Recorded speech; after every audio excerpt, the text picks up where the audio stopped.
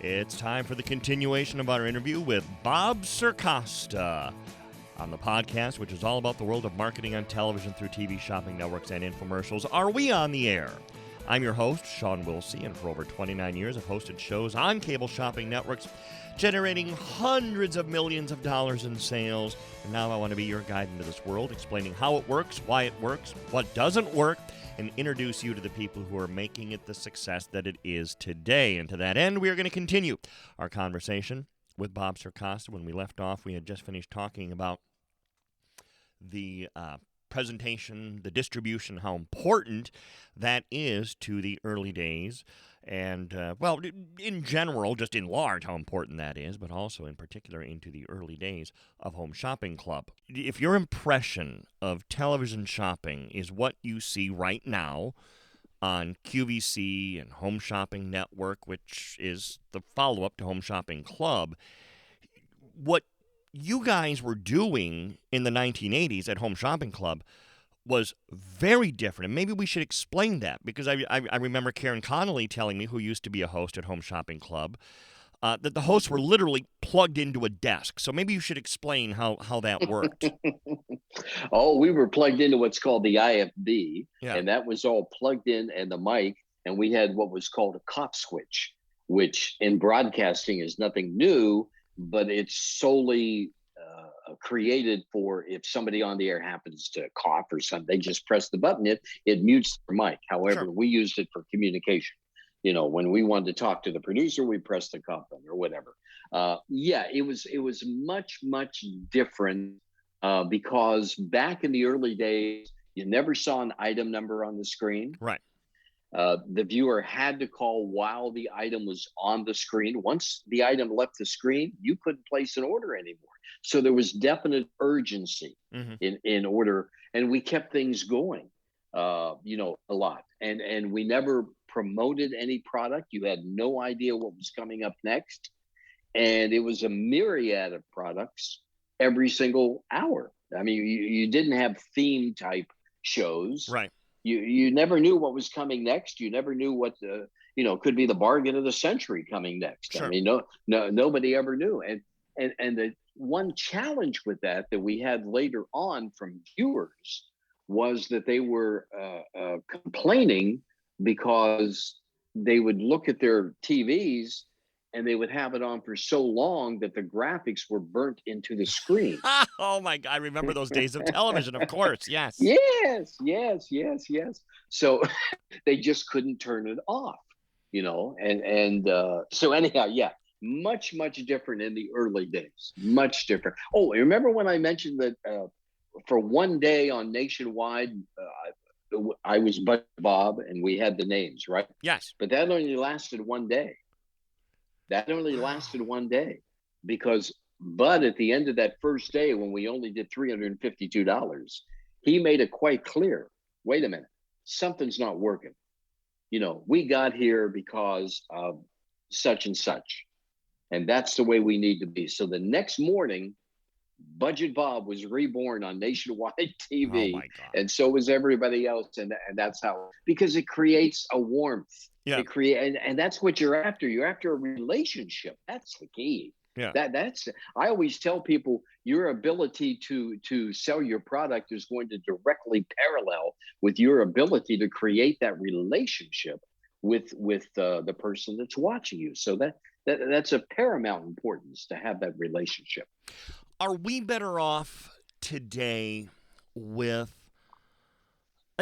there used to be a shock jock in Chicago when I was living in the North that I used to listen to, and I for the life of me can't think of his name right now, but he used to say promotion is the worst idea you can do because it gives people a reason to not tune in. Were we better off back then when we weren't promoting ahead? Or from a marketing standpoint, are we better off saying, hey, yes, tune in at this time for this product? Well, there are really two schools of thought. I mean, if you're looking at it from a viewer's perspective, I guess you kind of want to know what's coming up. So, you can tune in if you want watches next hour. I'll tune in next hour. From the other side of the fence, from a marketing standpoint, I preferred it when you didn't know. Right. Because I just think it added that element of surprise. I'm with and you. excitement. Yeah. Yeah. Do you remember actually who was the first? Because now every show has to be guested. Do you remember who the first person who came on Home Shopping Club with a product was? Well, here's what we did at the very beginning. We brought in celebrities because nobody knew what this thing, home shopping, was called. Right. And here we are popping up on cable. So we would bring celebrities in who didn't sell a product. They would just sit next to the host. And Oh. what the goal there was to stop channel surfers. They would see a face they knew, and then they would say, "What are they doing here? What is this thing called home shopping?" And then they would subscribe to the service. So that was the first guest, so to speak. And then the celebrities finally figured out, wait a minute, if I went on and I had a product, wouldn't I make more money? Yeah, well, yeah. And then it started there. The first celebrity that we had, a guest that came on with a product, was the late Farrah Fawcett. What a Really? sweetheart. Oh, what a Really? sweetheart. Oh. I'll tell you a quick story. Yes, So we're getting please. ready to go out and do the show with Farrah, her first show. What did she have? What was her And product? a line of jewelry. Okay. That replicas Like of costume jewelry that she had actually. Yeah. So everything had a little story. So anyhow, this is the first show, and we're sitting I go into the green room to talk to her. Not even the green room. We didn't have them at the time, which is another story, how we got green rooms. Oh, but boy. anyhow, no, but I met Farrah Fawcett to talk about the show.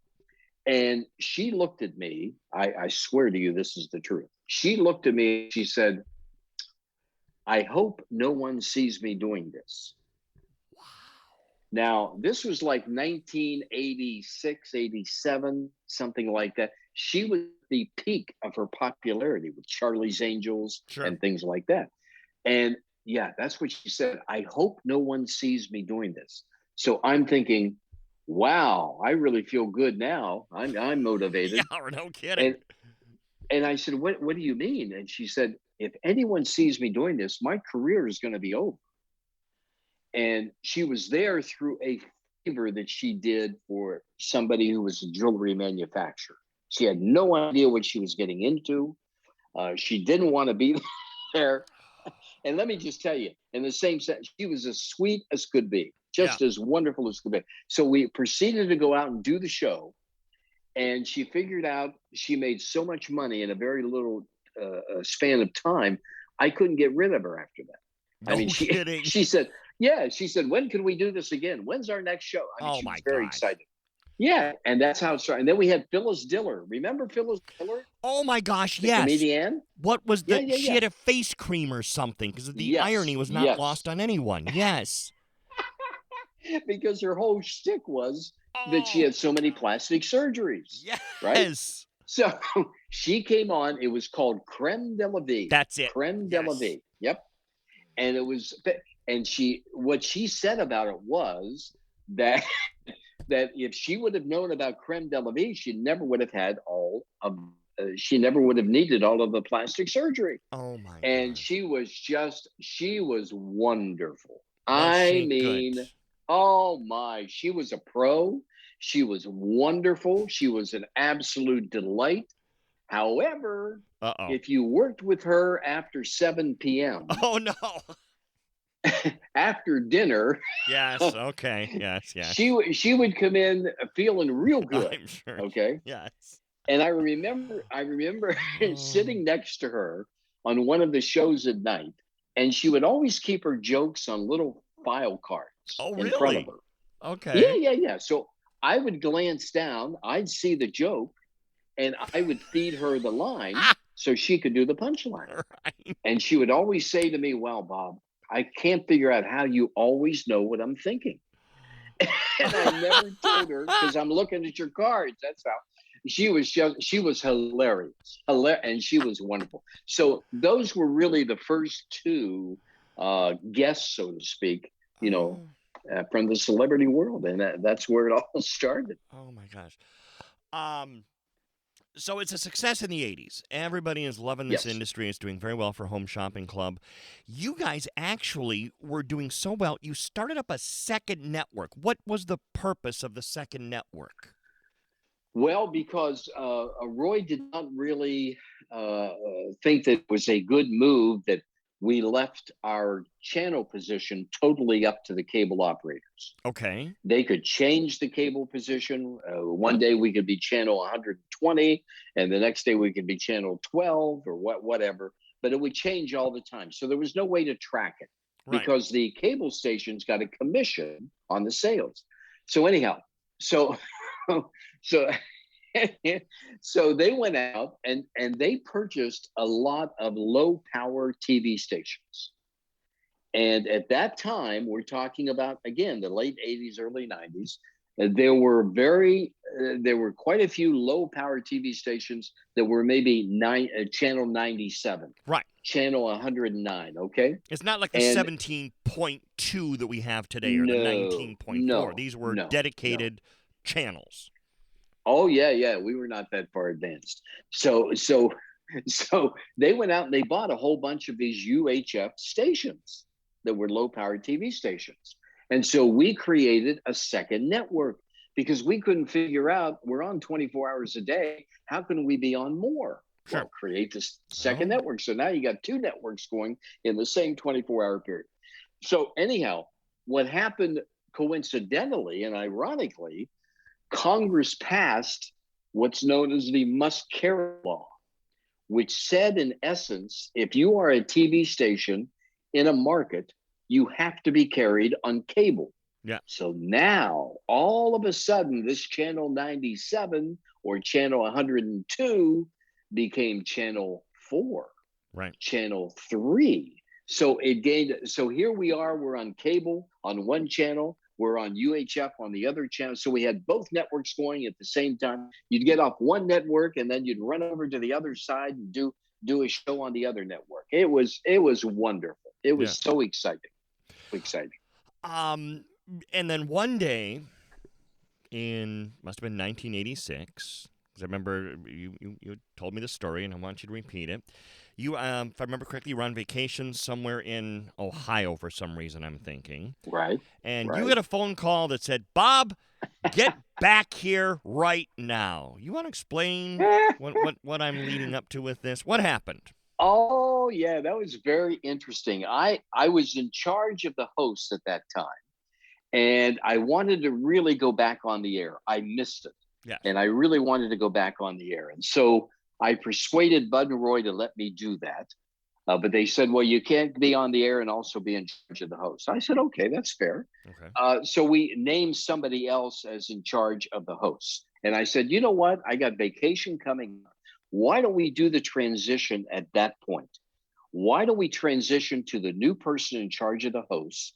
I'll go on vacation. This person can have, all the time to settle in and do all of that in the new position. And I'll go on vacation. And then when I come back, I'll just go on the air. They said, love it. Great. What So can go wrong? Yeah, what? Nothing. Of course not. And so here we are in a big conference room with all the hosts, and I announced that I was leaving the position and that I was going to go on vacation. I was going to come back in a week or so and go back on the air. And here's your new boss, and yada yada. So I just exited, and they continued the meeting. I left and went right to the airport and went up to my parents' house in Ohio. And about an hour after getting there, I get a phone call from Bud. And he said, or maybe a couple hours. And he said, like you just said, Bob, get back here right away. And I said, what is going on? He said, there's a new shopping service. And they took a room at a hotel on the beach. And they have interviewed all of our hosts. And they have taken away 98% of them, hired them away. Ouch. So now we had no host to go on the air. Okay. So I caught a flight. And at that time, you could just go in the airport and catch a flight. Yeah, sure. And right away. And so I flew back, and Bud went on the air that night. No. He went on the air that. Oh yeah, he was the best. He was the best. He was I fun to mean, watch. Yes, he was. Yes. oh Yep. my goodness, he was wonderful. So anyhow, he went on the air, and he and I went on the air for 63 straight days. How And during many? the time, 63 straight days. Whoa. But at the same time, we would bring in other people, and we would, start them and Sure. working. So we weren't on 24/7. Right, of course. But still. And so we did that, and they took all of those hosts and they started another network, Yeah. up north where it's cold. Yes. And and, I a lot know of my well, good believe me. friends. Yes. I know you do. Yeah. I know you do. And I remember coming back, after this whole crisis, this was developing. And I remember saying to the guy who just took over my position as being in charge of the host, and I said, I can't even leave a couple of hours, and and you can't handle it. I mean, what is going on? So, but that's how that happened. That's how that happened. That was one of the most fascinating stories I ever experienced. Yeah, and it was around that time, shortly thereafter, I guess, because I have to ask you about this. Yeah. What the hell were they thinking with the home shopping game? I love it. All right, so here we go.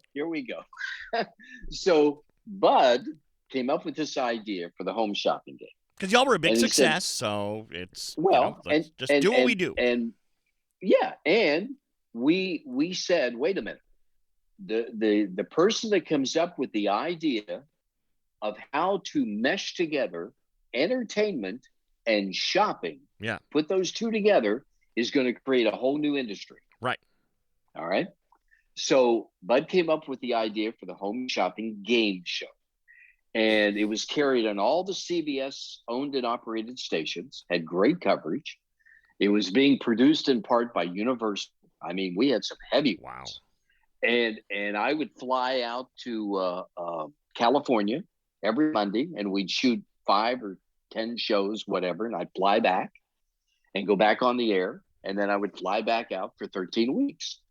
And and I and I remember one day Bud said to me, he said, "So what do you think about this game?"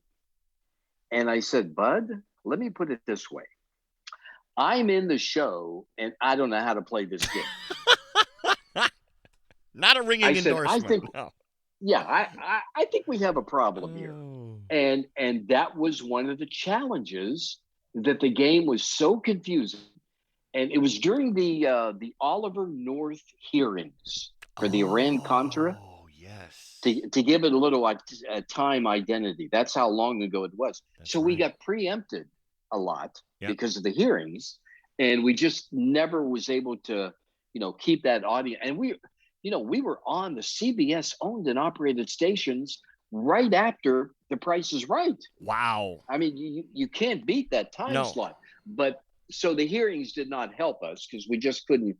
But even if we were on every day, Sean, I'm telling you, there was no way this was going to catch on. I mean, it was the worst. And it's on YouTube, by the way. Have you ever seen it?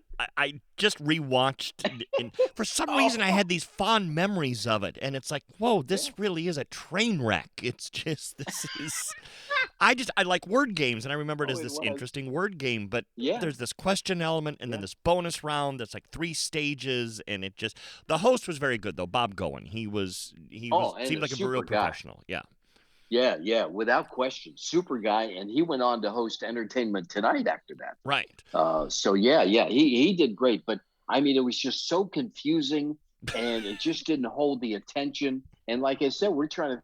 and you got to keep in mind, home shopping was... the concept of it was so new. It scared the hell out of networks. Yeah, that's true. I mean, they listened to every syllable I said, and they would bleep me, and they would cut me out, and we'd have to do it again. Wow. And it was very different back then because they were exposed. You know, they were exposed. And we're starting to get to the time frame now where QVC really started to become an influence, and QVC For those that don't know, QVC back then was a distant third. They were, not even a blip on the radar, but then some things changed in the 80s and the 90s. Was there ever a sense at Home Shopping Club that there's some change coming? This is just these QVC people, they're doing something, because they were very different, weren't they? Oh, it was like night and day. Yeah. And I remember the founder of QVC, Joseph Siegel, who became a good friend. And as a matter of fact, he passed away last January. They had a memorial for him, and I was asked to speak at his memorial, which I was honored to do so. Right. Just a great guy. And he created the Franklin Mint, just a genius, an entrepreneurial genius. And I remember him coming down to Tampa. Let's see, we were on in 85, July of 85. They came on in 86. So before QVC came on, Joseph Siegel came down, and he had a meeting with Bud, Roy, myself. I think there was one or two other people, and he had a meeting with us, and he had tons of questions. He wanted to know more about this thing called home shopping. He wanted to know what made it tick, what made it work. He really wanted to know, I found out later, and he proved it, was how can I make it better? Sure. How can I make it more appealing? And because at that time, as I said earlier, no item numbers on the screen. You never knew what was coming up. Shipping and handling was not on the screen. It wasn't on the screen at all. Yeah. And so Joseph, he would always say, well, why do you do this? Why do you do that? And everything. And so when QVC came on, like you said, they were very different, because QVC stands for quality, value, and convenience. Those are the letters, QVC. And so what they did the exact opposite of us. They came on and said, you know what? Here's an item number for this item. You don't have to order right now. You order when it's convenient for you. If you want to order a little bit later, if you want to think about it, you go ahead and do that. If the item is available when you call in later, then fine, no problem. We'll give you the item number, Right. And so they took a whole different approach, but they still lacked one thing, Sean. What's that? And that was the D, the distribution. Good point. Okay. Yeah. The distribution. And so that kind of changed when cable coverage changed in the early 90s. That's when that ball changed, and QVC got a whole bunch of distribution. And people they liked that way of shopping. It was very convenient for them. And people like the way of home shopping as well. But it's two different, it's two different things, two different schools. But that's how that all came about. Was there a sense, and as they started to grow and as the 90s hit, was there a feeling in Home Shopping Club, okay, we got to start changing the way we do business. We have to start following this model? I never sensed that. Okay. I think we just accepted the fact, hey, they're very good at what they do, and we're very good at what we do. So let's have different platforms, so Right. to speak. So we never sensed, and there was a time, I think in 91 or something like that, we went up to QVC. We were going to buy QVC. And it just didn't work out. And of course, things have changed. I mean, QVC bought HSN a few years ago. True. But you got to remember, these were different days. These were different times. Right. The internet was just coming around. All right. When we started, we didn't have the internet. You know what our inventory control was? We would have outside the radio studio, we would have a big cart. And on this cart was every item that we would talk about on the air. And paper clipped to each item was a little sheet of paper. And when you sold one, you'd come out and you'd make a hash mark. And when the next person sold something, they'd come out and they'd make a hash mark. At the end of the day, we added it up. That was our inventory. Wow. There was no computer or anything like that. So, times change, and viewing habits change too. True. But we didn't have all the competition of all these channels and all of the different services out there. So it was very, very different back then. You know, Bob, I want to start our next show talking about Bud Packs, and because we're out of time for this edition, because he's so important to everything we've been talking about and we'll continue to chat about. I think we need to give people a better insight into who he is and just how amazing he was. He really was an amazing individual. Now, I hope you'll check me out on Twitter at Sean Wilsey, full name, one word, SHAWNWILSIE, and on Instagram at SWilsey. Thank you for downloading this edition of Are We On The Air? Bob Circosta will be back with me on the very next show, and we'll wrap things up with him. In the meantime, this has been a King Bobby production. Yes, I know, Travis. That's why we give such bargains.